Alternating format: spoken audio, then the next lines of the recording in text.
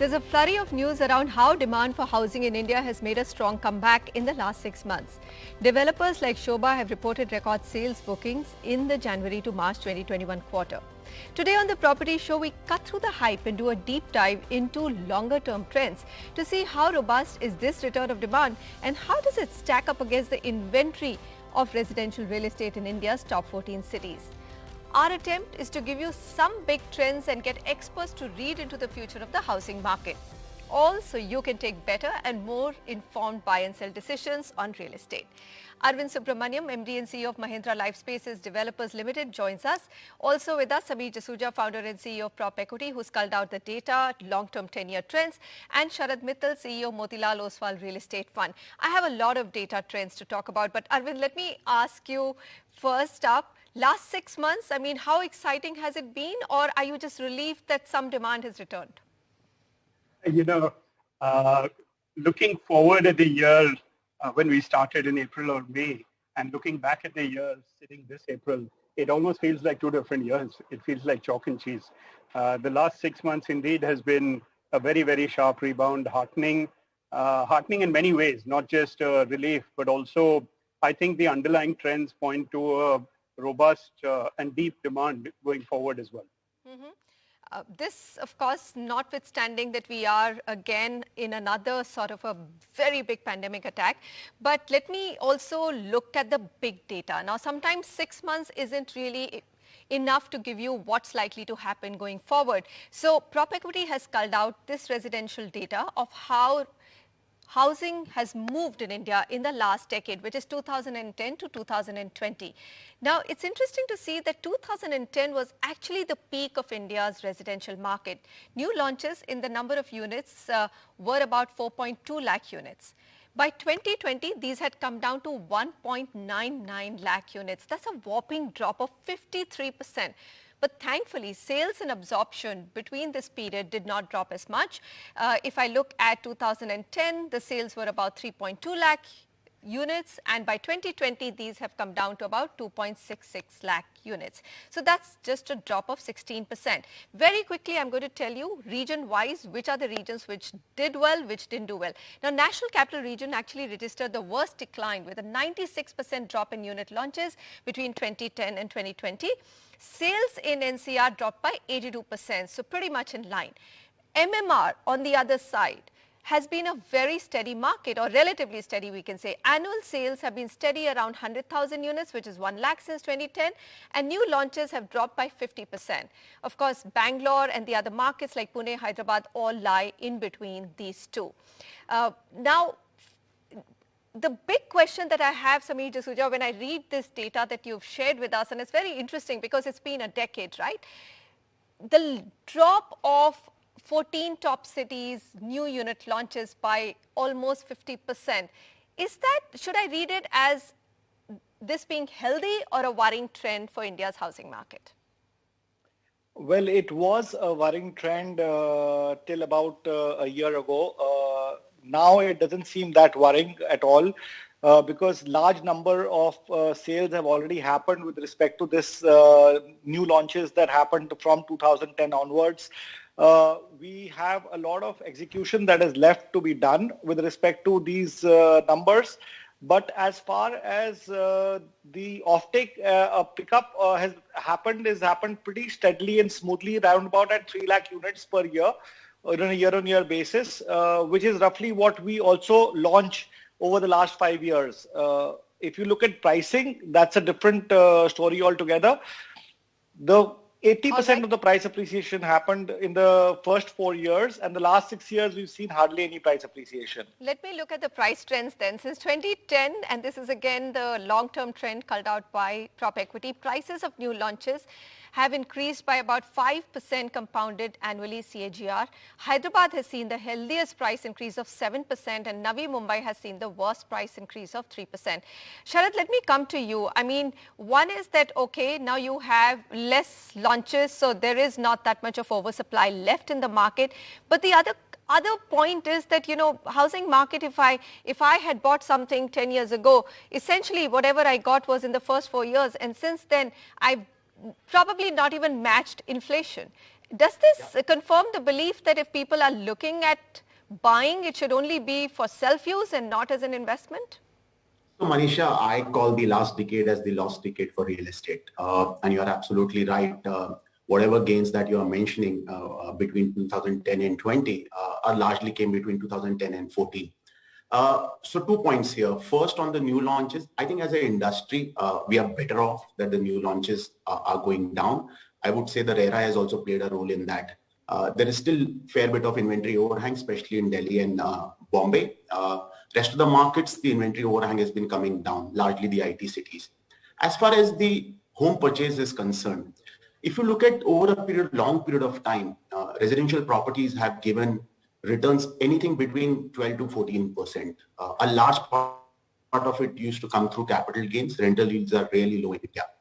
What happened between 2002 and 21 is that bulk of those capital gain or the appreciation came in between 2002 and 12, almost CAGR of upward of 25%. So what we are seeing right now is normalization. Expectations needs to be muted when somebody is buying a residential house. And I would say a 10 to 12% over a period of next 10 years, including the rental yields, would be a very fair expectation. 10 to 12%. Arvind, would you put that bet? Because if I just look at the last decade, I mean, there's just such disenchantment with real estate as an investment asset. I mean, I'm still not talking about it as a house to live in because that's something everybody should have. But what's your take on that? I'll pick up on what you just said. My view is that we as a fraternity of developers have done ourselves a disservice by trying to equate homes with other financial asset classes. Yes, it does have certain financial investment characteristics to it, but I think we'd be better served by looking at homes as a 30-year consumption product rather than a substitute for a mutual fund investment or an equity investment. Because a home does so much more than just provide you financial returns. It is a store of value. Even if I were to just look at the financial aspects of it, it's a store of value. It de-risks you. It gives you credit worthiness, gives you a lot more security in life. And then there are all the non-financial multipliers in terms of standard of living, quality of life, access to better education for children, better amenities, better health. So, one has to look at this category with a very different lens from what we've looked at it in the past. And therefore, honestly, the 10-12% CAGR forecast, whether it happens or not, we need to develop business models that are in some ways insulated from that dependency. Fair enough. Sameer, your point of view in terms of, for the longest time, I remember doing a personal finance show and we used to actually recommend, planners used to recommend having a second house as an inflation hedged regular income asset class. But looking at the last 10 years, it doesn't seem that should be the motive to buy a home. It should really be a lifestyle and the other things of security, safety, your children's education and how you want to live, as Arvind just mapped out. Well, my view is also that we are started to witness green shoots in appreciation, especially in the north region with respect to plotted development. And we were anticipating that price appreciation will start to kick in about 2 years from now. It started a little earlier, especially with the plotted development, and it will follow suit with the apartment condominium complexes as well. So we think that real estate as an asset class for investment is going to come back pretty fast. If not this year, I would say a year to 2 years from now, definitely anybody who invests in real estate will start to see good, handsome gains in terms of capital appreciation. We anticipate that there are only about 62,000 units that have to be completed in the next 2 years, in the next 3 years from now, whereas average is about 3 lakh units. And that is going to bump up the price points quite substantially in the gated community living as such.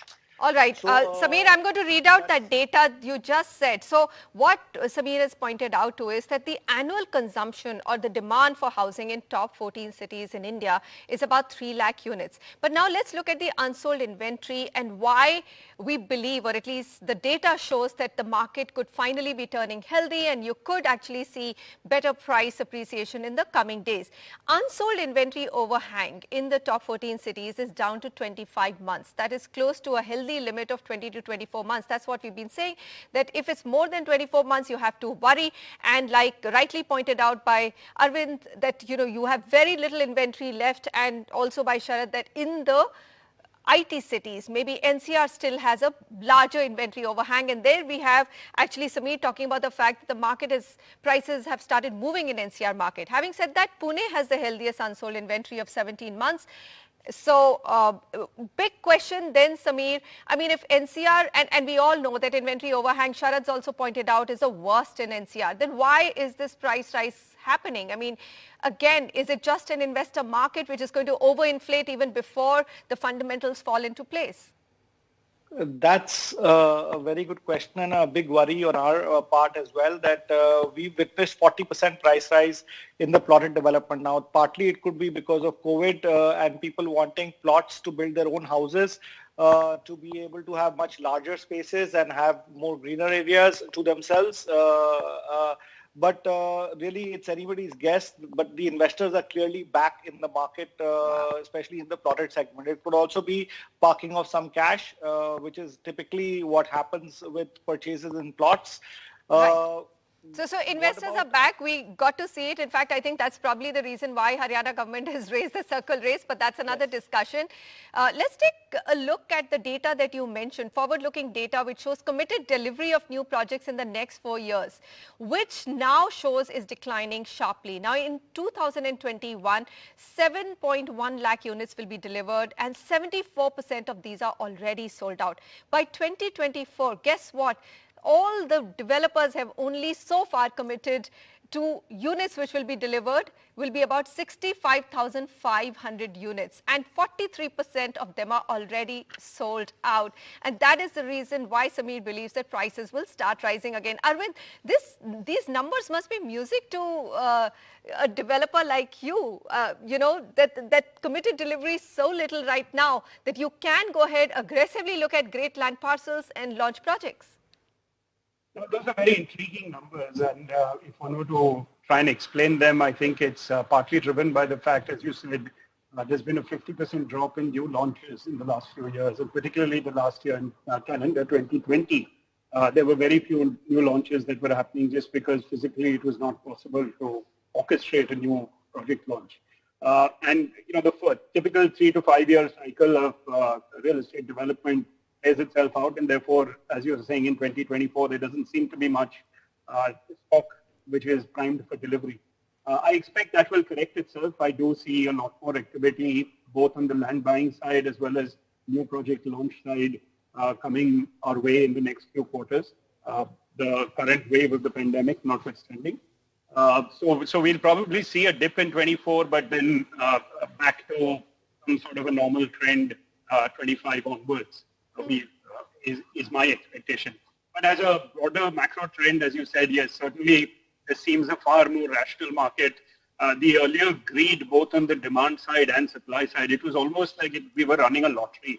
And 8 or 10 years back, anyone could launch a project as long as he had the land, and he would find buyers, and buyers were expecting that they could flip the property with a 20% appreciation within 12 months or 18 months. Neither of which is reality anymore. So there's more rational behavior. Fair enough. Sharad Mittal, last decade, but do you think, looking at the data which is coming up, and really there seems to be some amount of pent-up demand and fence sitters coming back into the market, realizing the value of a home and having your own space in the pandemic. Do you think that the next 5 years could be the big turnaround in residential real estate? So Manisha, I was always one of the more cautious one over a period of last 7-8 years. But I agree with what Samir is saying and the data that he's put out. Couple of things here. One, inventory overhang. Look at IT cities. Delhi NCR has a long way to go. So is Mumbai. But Delhi NCR inventory overhang is now closer to between 15 to 24 months, depending on city to city. I remember at the peak of the last cycle, which is 2006-07, if I remember it right, inventory overhang used to be between 10 to 12 months. Some of these cities probably could reach an extremely healthy inventory overhang of 12 to 15 months over a period of next 2 years. So I'm not making a case for property prices to go up in a jiffy, but structurally, and the macro data suggests that over a period of next 5 years, this would happen. The other factors which are playing out for this kind of sales to happen, which have added to the entire impetus of people coming out and buying. First is mortgage rates. That is one big driver. Second is affordability. I remember we used to speak earlier, and you have taken it up a number of times, how property prices are not affordable, why property prices are not dropping, except part of Delhi and Bombay and Gurgaon. Rest of the markets are very affordable. Property prices have been stagnated for almost 8 years. And if I take inflation adjusted, property prices are probably 2007-8. So all these drivers are in place. Couple of things that we have to take care. One is I would put interest rate, low mortgage rates as a 50% weightage for the kind of sales that have taken place. Second is work from home. This second wave which has come in, and probably what we are seeing globally, there are third and fourth wave. This is also adding for people's need to buy a house of their own. Third, I believe, is lack of investing opportunities. Equity markets at all-time high. Gold till a month back was all-time high. Debt returns have collapsed. Some bit of reallocations will also take place. But largely, right now, whosoever is buying is end user, and one has to have patience. Probably magic will not happen in next 2 years. But if somebody forms a 5-7 year view, I have no doubt in my mind that the property prices will start inching up. All right. So you're saying if you have some patience, then probably this is one asset class. Now is the time to start looking at it again. We'll come back and take a look at another very interesting data point, and that one is what's happening to the market consolidation. The number of developers or branded developers between 2010 and 2020 have dropped dramatically. What does this mean for you, the buyer and seller?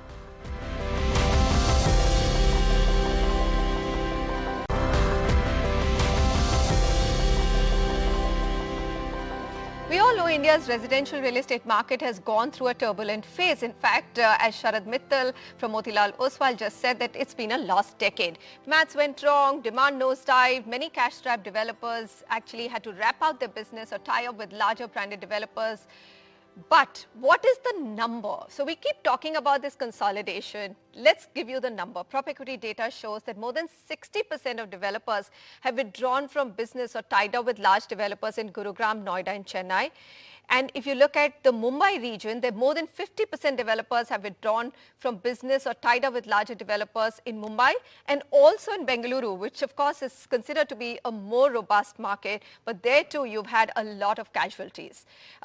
Very quickly, Sharad, what do you make of it? I mean, first of all, consolidation isn't over. I think there's a lot more left. And what does this mean for the home buyer?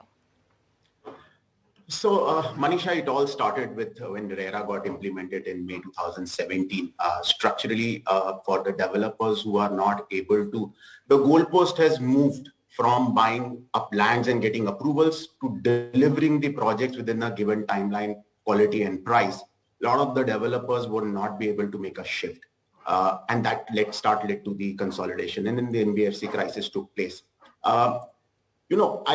One key data that I'll give you is that it's a capital guzzling business. And the cost of capital difference between a branded developer or a corporate developer versus a mid-sized developer is now at its peak. Corporate developers probably will be buying in between 7 to 9%, and some of these tier 2 developers are borrowing at closer to 20%. They cannot survive this cycle, continue like this. So from a consumer perspective, whatever trends that we are seeing in last 6 months also, consumer are buying only 2 kinds of properties. Properties which are completed or near completed, then they're under construction, they are going to the trusted names. And I think that is going to continue. Only thing is the market is so fragmented that it's going to take longer period for complete consolidation.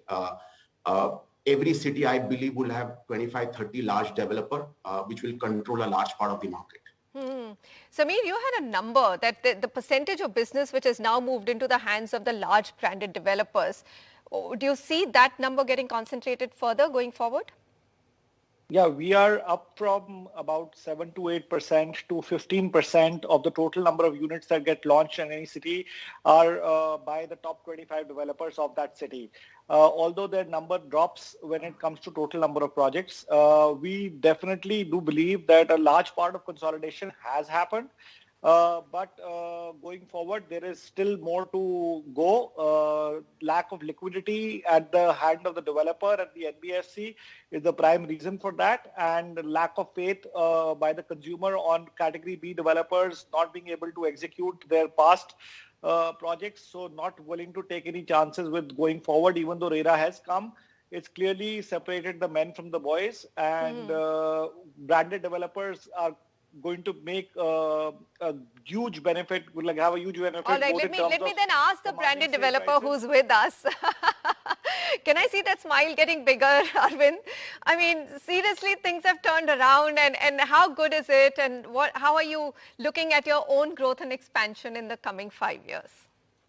Yeah, well, on a lighter note, I've never believed in horoscopes, but I would like to engage both Sameer on my panel of astrologers. I wish their prognosis comes true. Yeah, I have two comments on consolidation. One is consolidation is actually playing out in different spheres. There are at least three different forces of consolidation playing out. One is on the demand side. As Sharad pointed out, customers are voting with their feet, choosing either a ready property, which is where there's no risk, or if it's under construction, it has to be with somebody who has a track record of delivery. The second area of consolidation is land. Landowners are now starting to prefer to deal with the organized sector, the formalized developers, because they see surety that their land will actually, the transaction will get completed and the land and the project will get launched. And the third is credit. Look, as again Sharad pointed out, there's a big gap between both availability and cost of credit between the formal sector and the less formal sector in this. So in some ways, we are in a perfect storm. That being said, I do want to caution that it would be too simplistic to think of this as a big versus small, that the big will get better and the small will die away. I think there are lots of very good small developers who are well managed, who know their business, who are local champions in a small micro market and are doing great work. So it's more about how well are you managed and how good is your balance sheet rather than whether you're large or small. All right, that's a very interesting point, and thanks for bringing that up. I have to wrap out now. Thank you, Arvind Subramaniam, Sharad Mittal and Sameer Jasuja for joining me, and thank you for the data that you shared with us, Sameer. And to all of you, I hope you enjoyed it, Top Trends. Hopefully this will help you make better decisions when buying real estate. Goodbye.